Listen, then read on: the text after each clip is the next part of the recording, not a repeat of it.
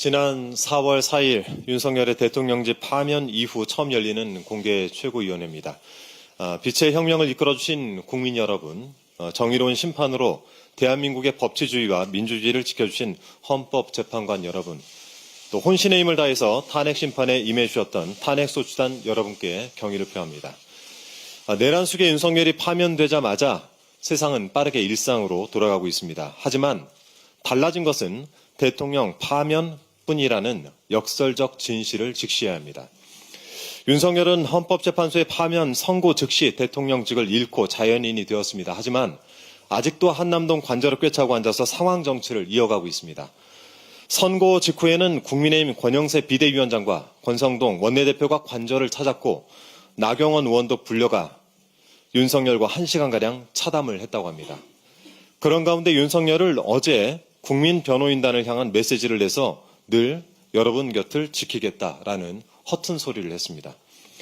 당장 일주일 뒤인 14일에 내란 우두머리 혐의 형사재판의 첫 공판이 예고돼 있고 수사받아야 할 사안도 한두 가지가 아닙니다. 윤석열은 명태균 게이트, 체포영장 집행을 방해한 특수공무 집행방해 혐의, 최혜병 순직 사건 수사 외압 행사 의혹, 북한 무인계 침투 등 무력 도발 유도 의혹 당사자이기도 합니다. 배우자 김건희는 하나하나 거론하기에는 입이 아플 정도인데 최근 도이치모터스 주가 조작 사건 일당 전원이 유죄를 확정 지은 만큼 김건희도 재수사해야 한다는 요구가 고개를 들고 있습니다. 서초동 사저든 병산리 금싸라기 땅에 진작 지어둔 창고든 어디로 가든 상관없으니 관저를 즉시 비우기 바랍니다. 그리고 끊임없이 이어지게 될 법의 심판을 겸허하게 기다려야 합니다. 자격을 잃은 당신들이 누워있는 자리, 먹는 음식, 경호 인력, 하다못해 전기세 등은 당신을 파면한 국민들의 세금입니다. 관저 퇴고가 늦어지는 만큼 하루하루 국민 세금에 대해 청구권을 행사해야 될 것입니다. 임기를 만 3년도 채우지 못한 대통령 그런 자를 여전히 1호 당원으로 두고 있는 국민의힘도 반성의 낯빛이라고는 찾아볼 수가 없습니다. 어느 언론 보도에 따르면 한 국민의힘 중진 의원이 이렇게 말을 했다죠. 주말을 껴서 3일장 치렀으면 됐지 무슨 애도가 더 필요하느냐. 그런데 그 3일장 치른 윤석열은 지금도 입을 나불거리고 있습니다. 이들의 행태를 보면 진정으로 애도할 대상은 파면된 윤석열이 아니라 상실된 권력이었던 것 같습니다. 사흘 만에 탈상하고 그 즉시 정권 재창출에 뛰어든 국민의힘의 모렴치가 매우 꼴사납습니다. 일요일이었던 어제 국민의힘 중진들이 줄줄이 회동을 하고 의원총회까지 열었습니다. 이날 의총에서 국민의힘 기존 당 지도부에 대한 재신임을 박수로 취임을 했다고 합니다.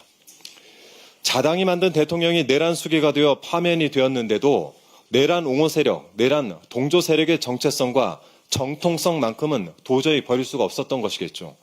쇄신도 없고 반성도 없는 국민의힘이 오늘 선거관리위원회 구성안을 추인한다고 합니다. 국민에 대한 최소한의 미안함도 없는 정말 몹쓸 정당입니다. 국민의힘은 현수막이나 내걸지 말고 진정한 미안함을 가져야 합니다. 이 파면 선거부터 오늘까지 그 짧은 시간 동안 국민의힘이 보여준 모습을 보면 아무래도 책임을 어떻게 다해야 되는지 잘 모르는 것 같아서 제가 가이드가 될 만한 내용들을 국민의힘이 좀 제안을 드리기 위해 영상을 준비했습니다. 영상을 먼저 보시죠.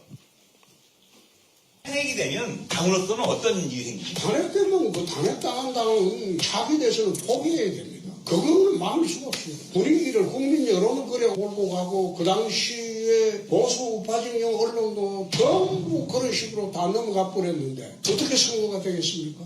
그 정권을 혼납하는 거지. 당이 없어지는 거지. 한 번 더 그러면. 한 번 더 그러면 당이 없어지는 거지.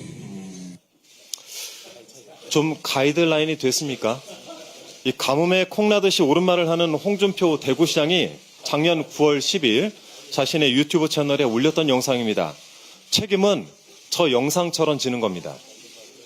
더불어민주당은 내란 세력을 완전히 청산해 나가도록 하겠습니다. 그것이 빛의 혁명이 주체이신 주권자 국민께서 민주당에 명령하신 과제입니다. 이상입니다.